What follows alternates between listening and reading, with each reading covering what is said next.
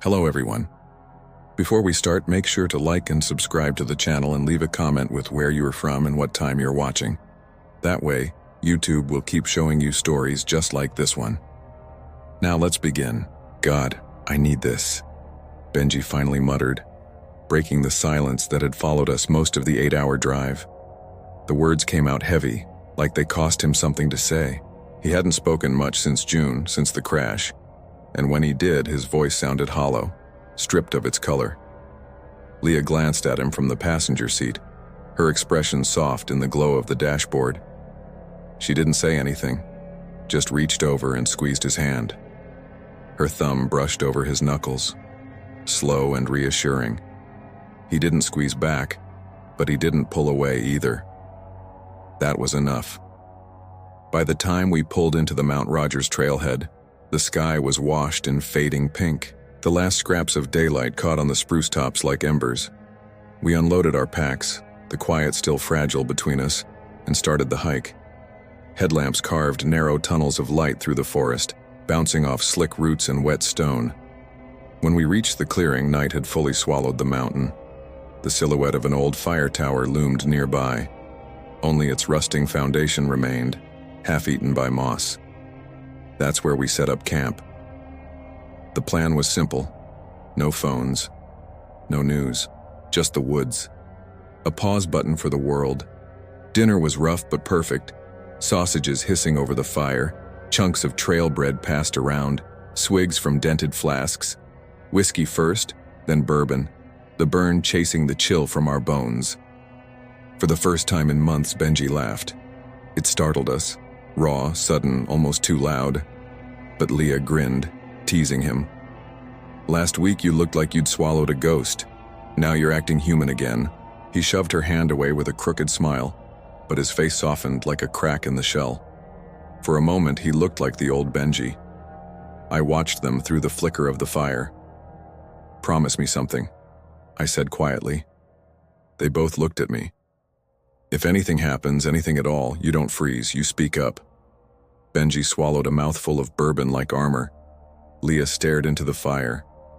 We stick together, she whispered. By 11, the fire was little more than glowing embers. The wind stirred the spruce as I drifted off, Leah's breathing steady beside me. No one mentioned Benji's phone, the one that had buzzed yesterday. He hadn't touched it since, left it locked in the truck with the rest of the world. This weekend was about clean air in our lungs, quiet in our heads. I woke at 1:40 a.m. to laughter, not the warm kind that fills a room. This laugh was guttural, broken, dragged through gravel. It came from just beyond the clearing, low and heavy in the fog. My stomach turned to ice. I shot upright in my sleeping bag, heart hammering. The tent was pitch dark. Leah breathed beside me, still asleep. "Did you hear that?" I whispered. My voice cracked. Leah jolted upright. Even in the dark, I could see her eyes wide open. "Yeah," she whispered back, sharp and quick. Benji stirred in his tent. "You're imagining things, Trace." "Not mine," I hissed. That laugh, it wasn't human. Fog pressed against the nylon walls of the tent, thick as wool. Leah's zipper inched down slowly, careful. But the moment her hand reached outside, her calm shattered. She was trembling. Benji's voice was tight. "We need to go. Now." "No." My voice came out harder than I meant. "We face it together. Hand me the revolver." He fumbled in the dark before pressing the cold steel into my palm. Leah gripped my arm, whispering, "Be careful." I stepped outside. The forest felt wrong, like someone had rearranged it while we slept. Fog clung low, swallowing the trunks until they vanished into a white wall. My breath clouded in the flashlight beam as I called out, "Hello?" Too loud. My own voice startled me. Silence. Then the laugh again, closer this time. Not from ahead, from behind, slithering up the trail we'd hiked hours ago, mocking. A drunk man's hiccup laugh, warped and cruel. Every muscle in me locked. My light skittered over wet bark, catching nothing. Then came the sound, not footsteps, not branches, a sliding noise like skin dragging across wood. I spun, heart clawing my ribs. The tents rustled. Leah and Benji stood there, pale as the fog. "We heard it too," Benji whispered. We didn't speak after that. We just backed into the clearing, shoulder to shoulder like children huddled around the last glow of a dying fire. The laugh never came again. It didn't need to. Its silence was worse. No one slept. The fog hung over the clearing like a wet shroud. I sat with the revolver across my lap, thumb running over the worn grip again and again. Leah pressed against my side, her breath uneven. Benji just stared into the mist, unblinking. I tried to spark a fire, but the wood was too wet. Every flame hissed out. My flashlight flickered weakly, the batteries dying. At 3:10 a.m., the wind rose. Or something did. Scratch, scrape, right at the edge of the clearing. Not random, deliberate, like nails sliding across stone. I stood, gun raised. "Show yourself." Nothing. Then, movement.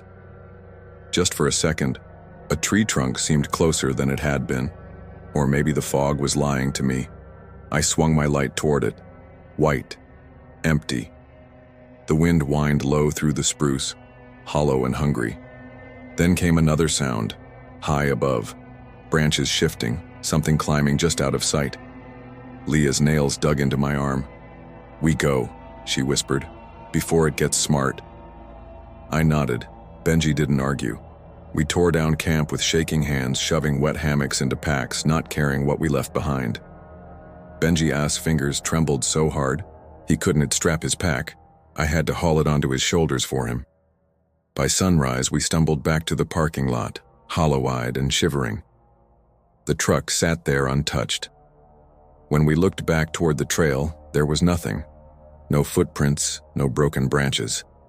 No proof we'd ever been there except one thing. Halfway down the trail, pressed deep into the gravel, was a single boot print. Too deep, too long. As if whoever left it had stood there for hours, grinding into the earth. We didn't speak. We didn't camp again. At the truck, Benji broke, sobbing so hard his shoulders shook. Leah gripped the wheel and cursed under her breath over and over, like it was the only thing keeping her sane. I crouched, pressing my hand into the print until the gravel bit my palm. "There's no logic for this," I said. "No tracks, no trail, just that laugh, and this." Benji's eyes were bloodshot. "God," he choked. "I thought it was me. I thought I was calling it somehow." Leah pulled him close, whispering steady. "You didn't. We all heard it. We were there." We drove home in silence. The radio spat static like some broken voice still trying to follow us. Days later, Benji texted me. Just two wide eyes, no mouth. He never replied in the group chat again. Leah moved to Portland 6 months later, said she needed quiet. A different kind. She told me once that it never felt the same. The woods there still breathed, but not like these did. Now I hike alone. Only in daylight. I don't camp. Sometimes, though, I still wake in the night to faint, almost human laughter sliding through my dreams. Not quite right. Not human. A thing trying to wear a man's voice. Here's what I know. Nothing in the woods asks for welcome. Some sounds are not invitations. And laughter, when it doesn't belong to you, isn't joy. It's a warning. Story No. 2. I'm Maya Tolbert, 27, a landscape photographer obsessed with places the world forgets. Ivy-choked chapels, barns that are nothing but sagging skeletons, cemeteries whose names no one speaks anymore. That night I called my best friend, Dee, and my cousin Amber. "Let's go find it," I said, though I couldn't have told you what it was. We packed cheap beer, our cameras, a park map, and told ourselves it would be just a 2-hour hike. At 5:30 p.m., we met at the trailhead. August light slanted golden through spruce and oak, warm, protective, but with that strange edge that makes you feel watched. Dee adjusted his pack and camera, grinning. Amber scrolled through the trail map on her phone, optimism glowing in her face. "I just want a good story," Amber said. "Not some haunted forest episode." "Come on," I teased Dee. "You know I shoot color, not horror." We all laughed, maybe a little too loudly, and stepped onto Trail 7. The woods were thick with summer, damp air, droning insects, but peaceful. We fell into rhythm, swapping stories as we hiked. Dee talked about his next blog post. Amber worried aloud about grad school. Then, at 6:45, nearly 3 miles in, the air changed. A low sheet of fog rolled across the ground, so sudden we all froze. It smelled crisp and cold, nothing like August. The forest went quiet, not silent exactly, but pressed down, as if something was holding its breath. Dee stopped. "Think this is it?" I pointed up the hill. There. At the top was a fenced graveyard.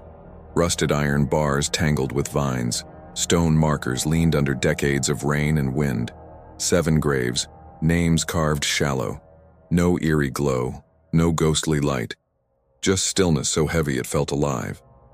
Amber hugged her arms. "Let's go, Maya." I raised my camera anyway. One click, the flash lit up the stones. But when we checked the photo, the screen showed only blank space. "That's not real," Dee whispered. Amber shivered. "Please, let's go." I pocketed the camera and we turned back. The trail downhill felt longer, like we were being pulled deeper instead of out.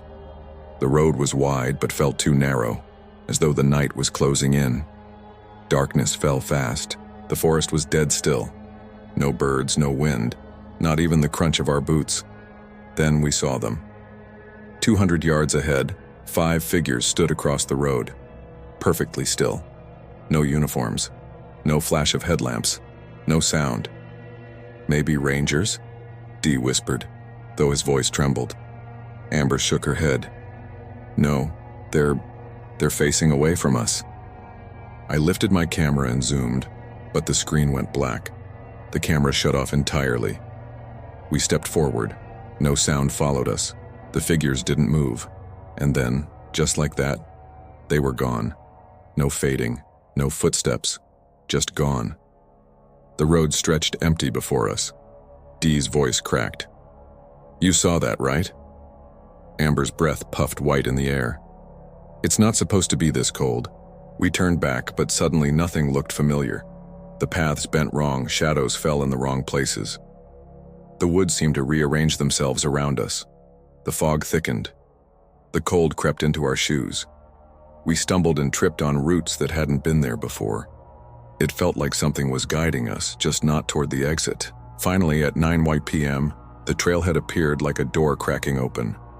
The fog dissolved in an instant. The world exhaled. Crickets chirped again. The trees rustled. The night became ordinary. But nothing felt ordinary after that.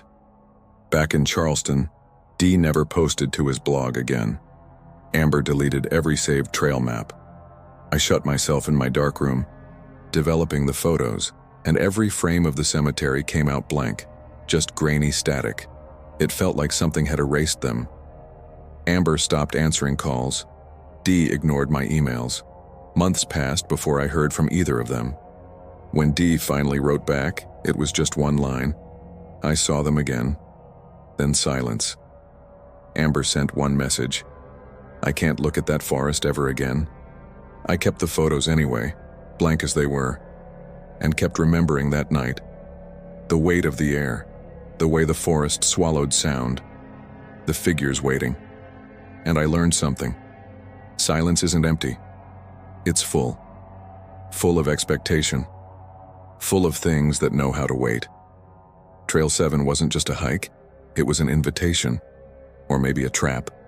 And if you ever find yourself somewhere too quiet, turn back. Some places want to keep you, and once they notice you, they never really let you go. Story No. 3. I used to joke that nothing bad ever happened above 5,000 feet. Jay and I had been together for 4 years, and in that time, we'd spent more weekends above the tree line than below it.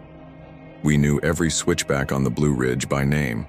Our golden retriever, Moose, stubborn, spoiled, and smarter than he had any right to be, could sniff out trail markers before either of us even opened a map. Balsam Knob was our place, a quiet, forgotten pocket of green, far away from crowded campgrounds and Bluetooth speakers blaring bad music. That June afternoon in 2021, the weather was perfect. The sky stretched wide and blue, the breeze sharp enough to keep the bugs away. We paddled slow laps around Lake Janulka, kayaks gliding like brushstrokes across glass. Later, we grabbed gas station hot dogs, wrapped them in foil, and carried them up the trail. By the time we pitched camp under a clearing of spruce, the sun was tilting toward evening. The fire ring was black and cold, like no one had used it in days. That solitude was exactly what we wanted. No service, no headlights, no noise, just the pop of resin in the fire, and Moose stretched out between us, twitching in his sleep. By 7:20, twilight was spilling lavender and gold across the ridge. I was curled up in Jay's flannel, Moose warm against my boots, when I heard it. Footsteps. Slow, deliberate, gravel crunching under heavy soles. Jay froze beside me. Moose lifted his head, ears pricked, then pushed to his feet with a low growl that vibrated through the ground. A man stepped into the edge of the firelight. He looked late 40s, wiry, all sharp edges and hollow angles. His beard was long and tangled, threaded with bits of twig like he'd been sleeping in the brush. His clothes were a patchwork of old gear, stained, torn, mismatched. One strap of his pack was tied with rope. A dented aluminum bottle swung from his hip, clinking softly. He stopped just outside the fire's glow. "Y'all got any weed?" His voice was rough, like metal scraping gravel. He held up a grocery bag full of crushed cans. "Trade you a story. Best one you'll ever hear." Jay gave an uneasy laugh. "Nah, man. We're good. You doing okay out here?" The man grinned, but not with his mouth. His eyes twitched, darting toward the trees like something back there was whispering to him. Then he said, almost cheerful, "How serial killery do I look right now? Scale of 1 to 10? I didn't laugh. Neither did Moose. Without waiting to be invited, he crouched by a stump, settling in like it was his fire. Moose stood between us, hackles up, growl still rumbling. Jay kept his voice calm. "You need food?" "Nah," the man said, dropping his bag. "Got all I need." He tilted his head, like listening to something we couldn't hear. "But y'all ever climb up to the ridge when the moon's real low? Not bright. Low, like it don't want to rise yet. That's when they whisper. Trees, stones, clean ones. Government buried what they found up here back in '84. You believe in demons?" Jay's weight shifted. "Not really. You okay out here by yourself?" The man chuckled. "Ain't by myself." The silence that followed stretched forever. He just stared past us, into the dark behind our fire. Then softly, "You ever feel like someone's watching you? Even when you're alone?" My throat was tight, but I managed. "Plenty of times I'm a woman in Appalachia." That made him smile, wide, teeth-catching firelight. Jay stood slowly. "You heading out, man?" The man didn't answer right away. Then casually, "Y'all got water?" I grabbed a sealed bottle and tossed it across the fire. He caught it without looking. "You gave," he said softly. "That's good." He stepped backward into the tree line, never turned his back, just faded into the dark until he was gone. We didn't move for a long time. When Jay finally sat down, his voice was tight. That was unsettling. Moose didn't lie back down. He just stood, ears aimed at the ridge. That night, sleep was impossible. Every sound was magnified. The crack of branches, the hiss of the fire, the breeze whispering through the spruce. Each noise sounded like deliberate footsteps. Around 2 a.m., I heard it, a hollow clink, metal on metal. Jay whispered, "You heard that?" I nodded, gripping Moose's collar. Minutes stretched like hours. No more sounds, no voices, just that heavy certainty we weren't alone. By dawn, we were packed and gone. No breakfast, no coffee. We just moved. Half a mile from the trailhead, we saw it. A birch tree with our water bottle jammed between the bark layers, crushed flat and filled with gray stones that rattled in the wind like a warning. Beneath it, one boot print, bigger than Jay's, fresh. Jay's voice cracked. That's ours." We didn't talk again until we reached the truck. At the ranger station, we told everything. Description, photo, all of it. The ranger was polite, skeptical. "No one matches that description," he said. "Could have been a drifter." Jay asked if anyone had reported trouble recently. The ranger hesitated. "2 solo campers went missing last year. One near Balsam Gap, one near Mount Hardy. Never found either. Could be coincidence." Could be. Jay still camps, but never without a weapon. And never near Balsam Knob. Me? I haven't slept outside since. Some people in the woods are lost. Some choose to stay hidden. And some are watching. Story No. 4. I pulled into Brush Creek Gas and Goods on the way back to the cabin. The place always looked like time had stopped there in 1986. Flickering fluorescent lights, faded Coke signs, and an ice machine out front that hadn't worked in years. Inside, there was no cashier in sight. Just a scruffy man leaning against the wall near the bathroom door. Camo jacket, mud-caked work boots, knuckles rubbed raw like he'd been punching gravel. Dirt was packed under his nails, making his hands look worse. He gave me a slow, lazy nod. Didn't say a word. Just stared long enough to make my skin crawl. I thought about saying something back, but nothing came out. The bathroom was colder than the night outside. Concrete floor, cracked tiles, a vent buzzing but not working. The lock stuck hard, metal grinding like it hadn't been touched in decades. I finished quickly, washed my hands, and got out before that cold settled into my bones. When I stepped back into the store, the man was gone. No door slam, no footsteps, no sound, just gone. The cashier was too busy arguing on the phone to notice me. I grabbed a Coke and a bag of chips, dropped some cash on the counter, and left without waiting for change. It wasn't tea until I pushed through the door that it hit me. I never saw him leave. Snow had started spitting from the sky by then. By the time I hit the ridge roads, it was falling hard and fast, frosting the windshield. I had maybe 15 minutes left to the cabin when I reached back to fix the blanket on the back seat. That's when it twitched. Just a quick, sharp movement. Like something under it had shifted. My chest jolted. I eased the car onto a turnout, left the engine running, grabbed the flashlight, and turned around slow. Nothing. Just the blanket slouched against the backrest and a half-eaten bag of chips rolling on the floor. The flashlight trembled in my hand, catching dust in the air. "Jesus Christ," I muttered, forcing a laugh I didn't believe. "You're tired, that's all. Long drive, winter nerves." Still, I locked the doors and kept glancing in the mirrors every few seconds until the cabin lights finally cut through the trees. Only, the porch light was off. I always left it on. Always. The side gate latch was unhooked, swaying in the wind. My stomach dropped. Inside was worse.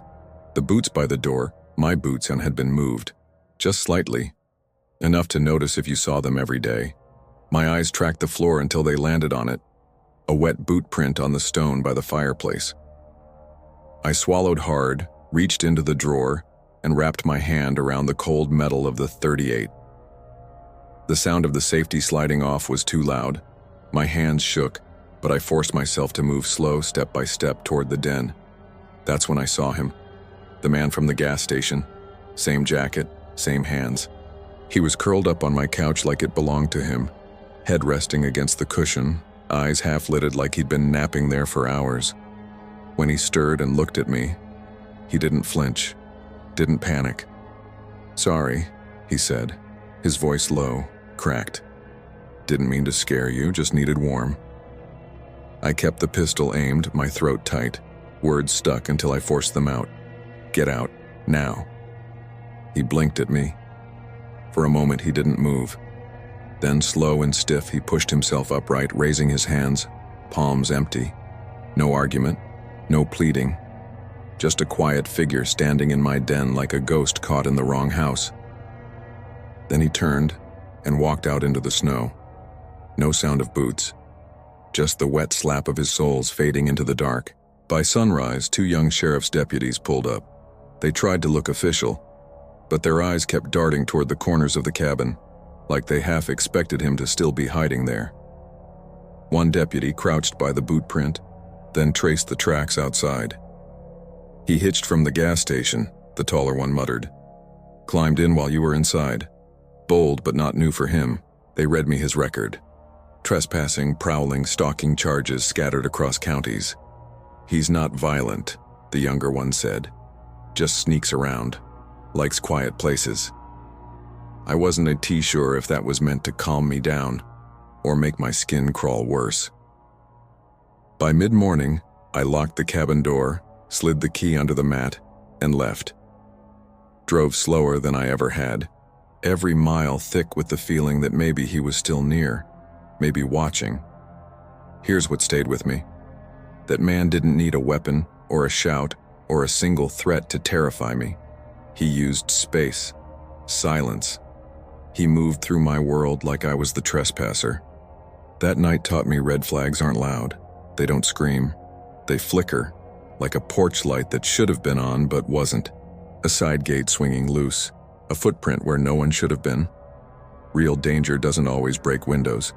Sometimes it tiptoes. Sometimes it waits. Now I keep the pistol by the front door. I don't stop at dead gas stations after dark, and I lock the side gate before I even breathe easy inside. Because the real threats aren't the ones who knock. They're the ones who step through your door, quiet as smoke, and make you wonder if they were always there. Story No. 5. After the divorce and the courtrooms, the arguments, the papers signed in silence, the house felt hollow. 15 months of heavy quiet weighed on both me and Toby. He was 10, soft-spoken, the kind of boy who felt things deeply but rarely said them out loud. We needed space, distance. I rented a small cabin outside Bryson City, tucked deep in the folds of the Nantahala forest. I told myself the mountain air would help us breathe easier, maybe even lift the weight Toby had been carrying. Charlotte had gotten too loud. Too many buses outside the window, too many teachers whispering about Toby's silence, too many parents staring like they knew something. Out here, the quiet felt like medicine. Just trees, dirt trails, and Scout, our yellow lab mix.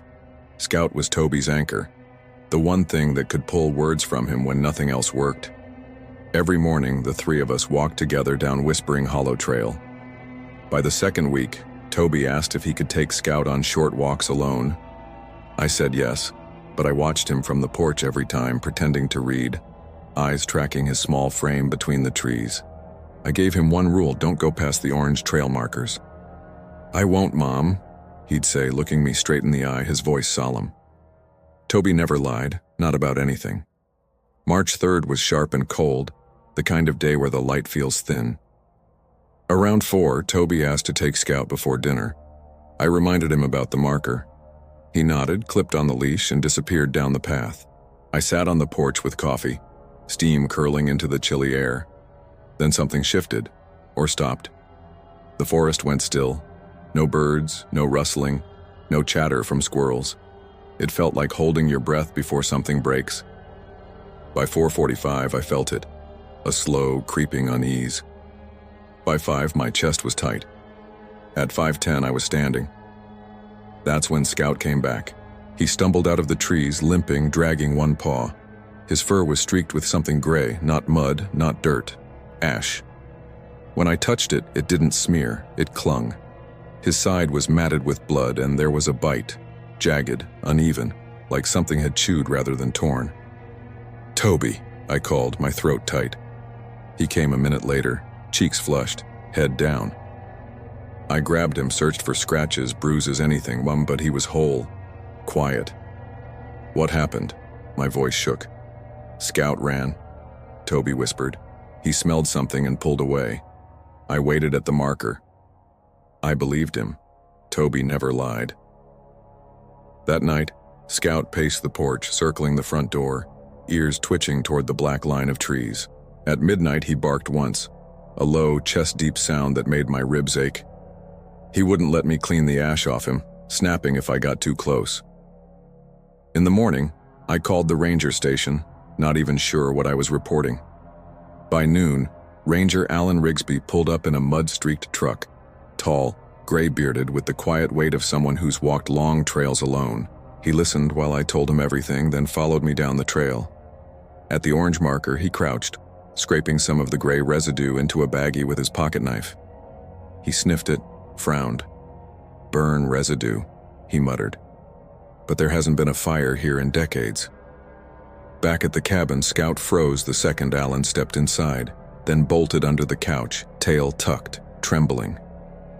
"That's not normal," Alan said quietly. "Dogs bark at threats.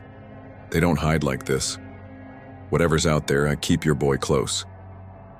That evening, as I checked the porch light, something moved in my peripheral vision. A figure stood between the trees, 50 yards out. Tall, narrow. It swayed side to side, not walking, not still. Upright like a man, but wrong. The air around it shimmered like heat rising from asphalt in July. But it was March, cold. No reason for it. I blinked, and it was gone. Then the smell hit me. Smoke, acrid and damp like burnt leaves and something synthetic. I ran inside, slammed the door, locked everything, yanked every curtain shut. That night, Toby didn't speak. He just sat close, sketchbook in his lap. When he handed me the drawing, my stomach dropped.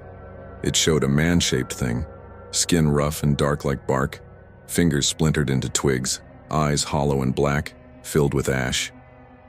We left before the month was out. I told the owner it was plumbing issues. She kept the deposit. I didn't argue. Back in Charlotte, Toby sleeps better now. Scout doesn't bark at nothing, but neither of them go near trees. When Toby walks Scout, it's always in daylight, always in small circles. Sometimes I still think about that trail, about the ash that clung to Scout's fur, about the shimmer in the trees. Some fires never really go out. Some stay hidden, waiting, and some places remember what they've lost. Story No. 6. I wasn't looking for clarity. Then my uncle died. While helping clean out his place, I found his old trail journal shoved in a bent cardboard box. He'd written about hiking after Vietnam, how the mountains gave him silence he couldn't find anywhere else. He described the trees like they were people he trusted. I don't know why, but it sounded like something I needed. So I packed light, bought a decent hammock, and pointed myself south. My only goal was simple enough: walk a few hundred miles of the Appalachian Trail alone. By mid-September, I'd made it into Tennessee. I felt different, stronger, calmer. I was sleeping better than I had in years. Sometimes trudging along the trail, I'd catch myself laughing out loud at nothing. That night, I stopped near Birch Ridge Spur. A couple of locals had mentioned it in passing. Weird stretch, steep, real quiet. Nobody uses it much. To me, that sounded perfect. I wanted solitude. I was arrogant back then. Thought a good headlamp and a sharp knife meant I was untouchable. The ridge was narrow, rimmed with birch and hemlock that rose like pale skeletal walls. I found a level patch of ground, strung up my hammock, and made dinner.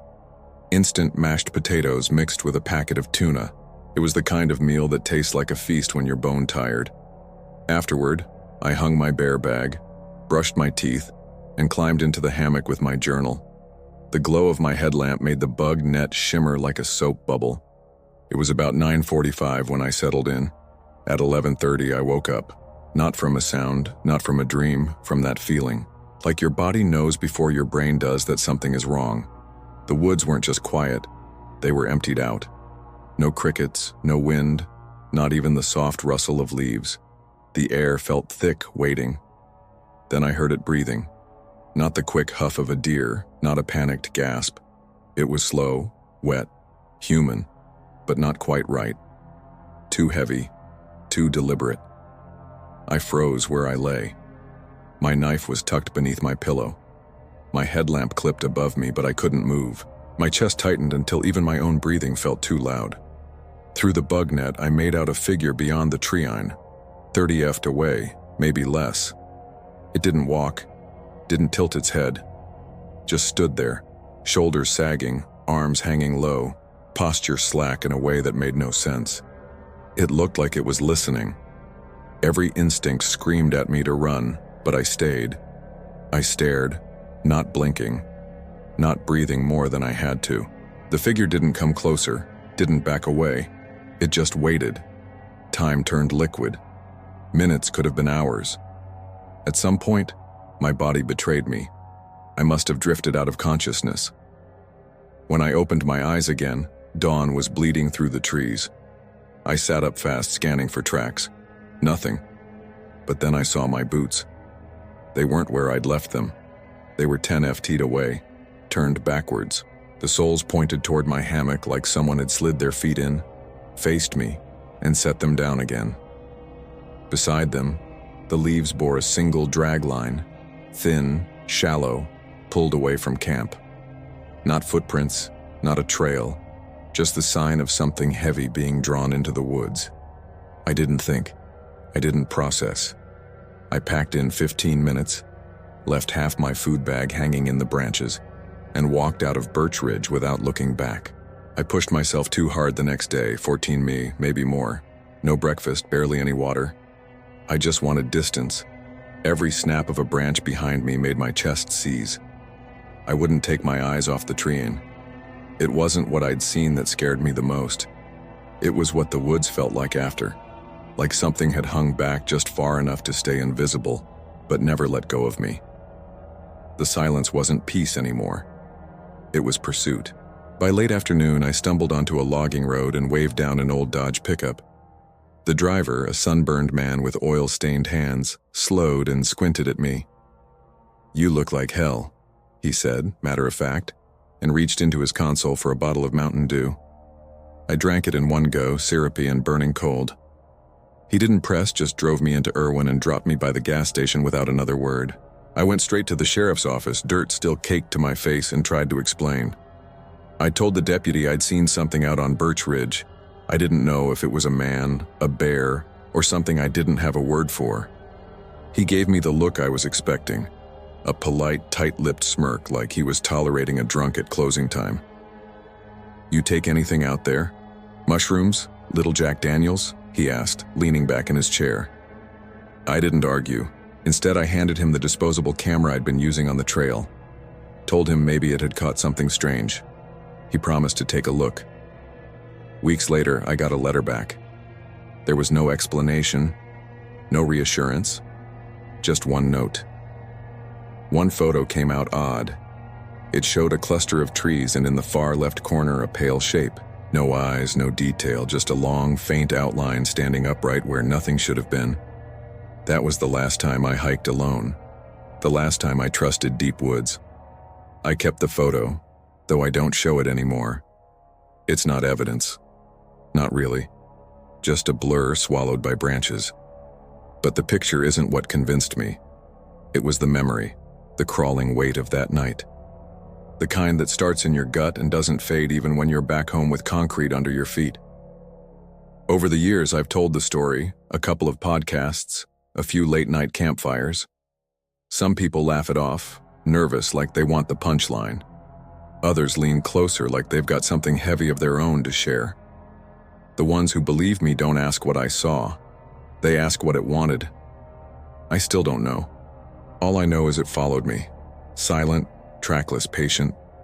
It didn't want food, didn't try to harm me. It was something else, like it needed something I didn't realize I was giving. Maybe attention, maybe fear, maybe just acknowledgement. Sometimes I wonder if the trail doesn't look the same for everyone. My uncle's journal was full of peace, trees that comforted him, quiet that healed. Birch didn't give me that. It gave me a different kind of truth. Some places aren't meant to be walked. They tolerate you.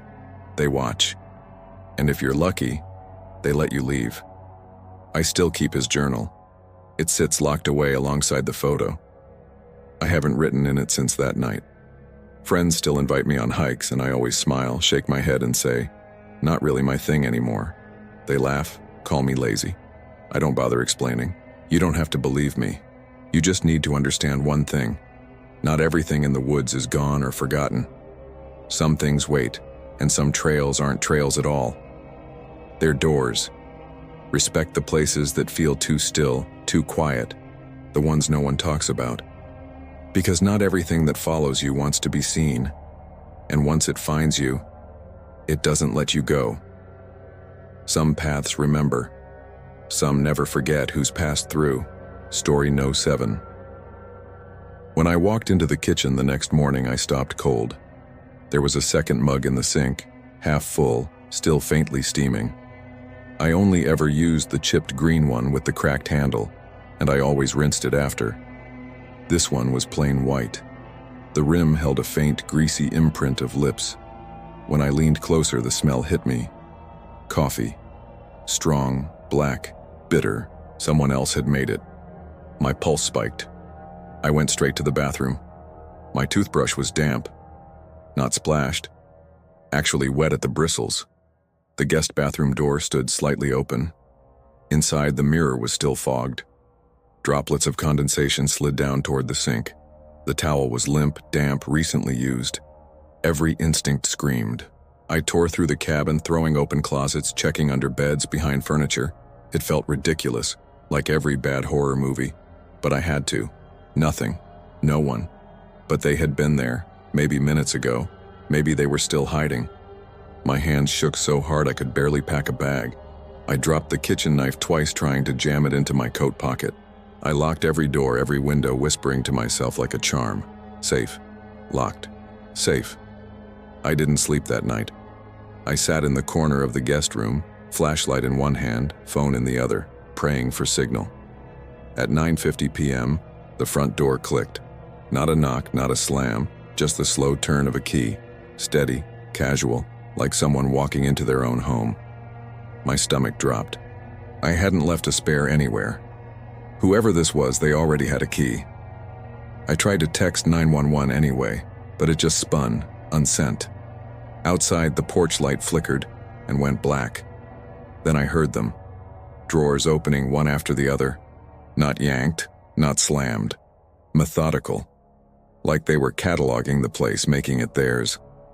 The doorknob to the guest room turned once. Slow. Testing. Then silence. I crouched behind the bed, clutching my phone to my mouth. Whispering like that alone could send the message. There's someone in here. He has a key. I didn't breathe. Didn't move. The door never opened. At some point, exhaustion took me. When daylight finally crept through the blinds, I almost convinced myself it was a nightmare. But the kitchen told the truth. Every cabinet door hung open. On the couch, the throw blanket had been neatly folded. Someone had stayed. Someone had tidied up. The deputies arrived just before 7 a.m. They swept the place. Found nothing. No broken locks. No forced entry. But in the fireplace, a pile of burned paper still smoked. I dug through it with the poker until I found one unburned corner. On it, in tiny, careful handwriting, "Don't tell them I stayed."